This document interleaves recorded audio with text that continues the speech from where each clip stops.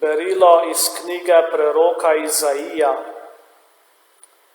Sveti govori: komu me hočete primerjati, da bi mu bil enak?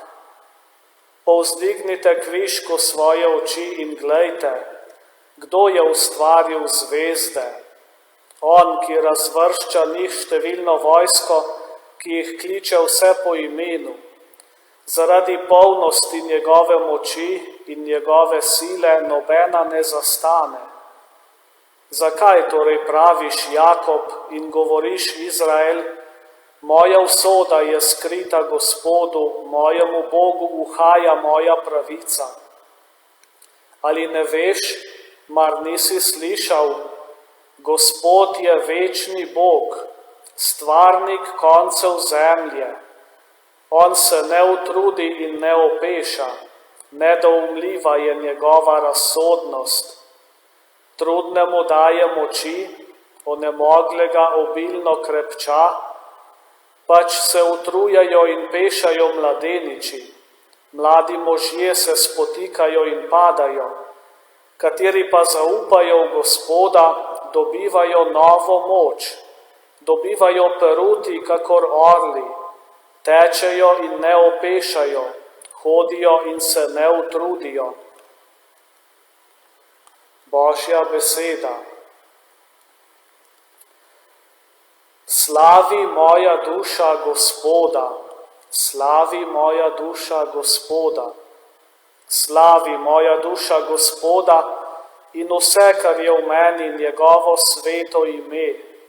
Slavi moja duša Gospoda, ne pozabljaj nobene njegovih dobrot.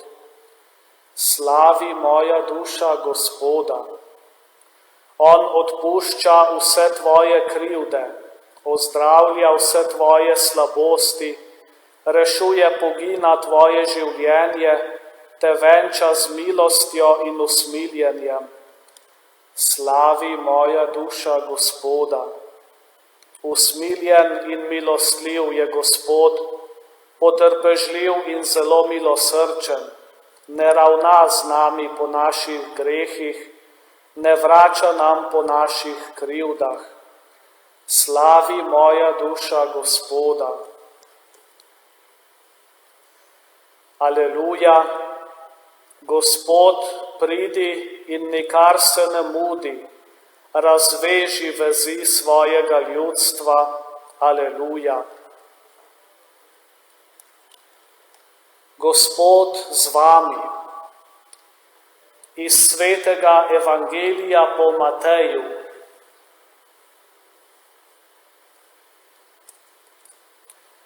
Tisti čas je Jezus spregovoril: pridite k meni, vsi, kateri se trudite in ste obteženi, in jaz vas bom poživil. Vzemite moj jarem nase in učite se od mene, ker sem krotak in iz srca ponižen, in našli boste mir svojim dušam.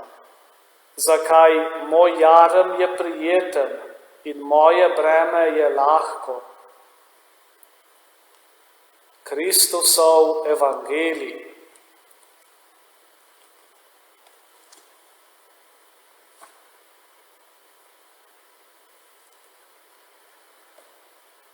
Današnja Božja beseda nas kliče k zaupanju Bogu. Bogu v prvem berilu, ki je stvarnik, ki ureja vesolje, ki skrbi za vse in ki vedno znova tudi človeku daje moč, ga krepča.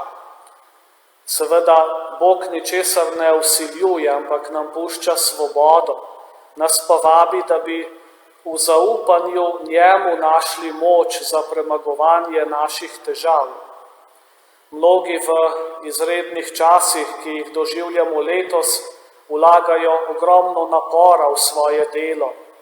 Zdravstveni delavci in mnogi drugi v tem času res potrebujejo nove moči, kot pravi prvo berilo. Potrebujejo peruti orlov, potrebujejo pomoči, da se ne utrudijo, da ne opešajo, da ne obupajo. In prvo berilo nas spominja, da imamo Boga, ki se ne utrudi, ki ne opeša v pomoči nam.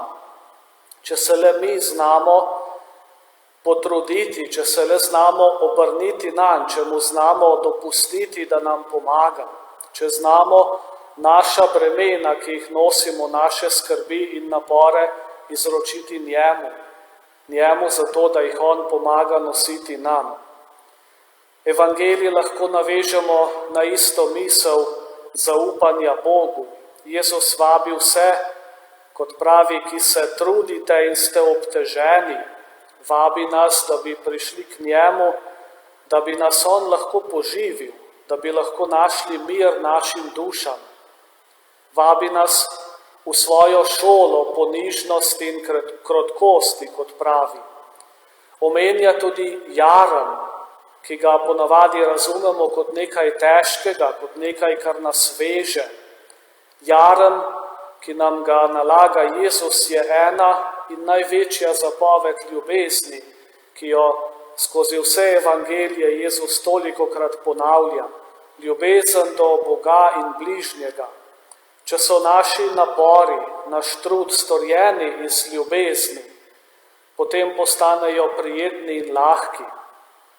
Podoba jarma, ki jo Jezus uporabi, ki jo vzame iz tega kmečkega življenja, pa nas lahko spomni še na to, da sta v jarmu ponavadi dva. Močnejši in izkušenejši nosi večino bremena, šibkejši se ob njem uči.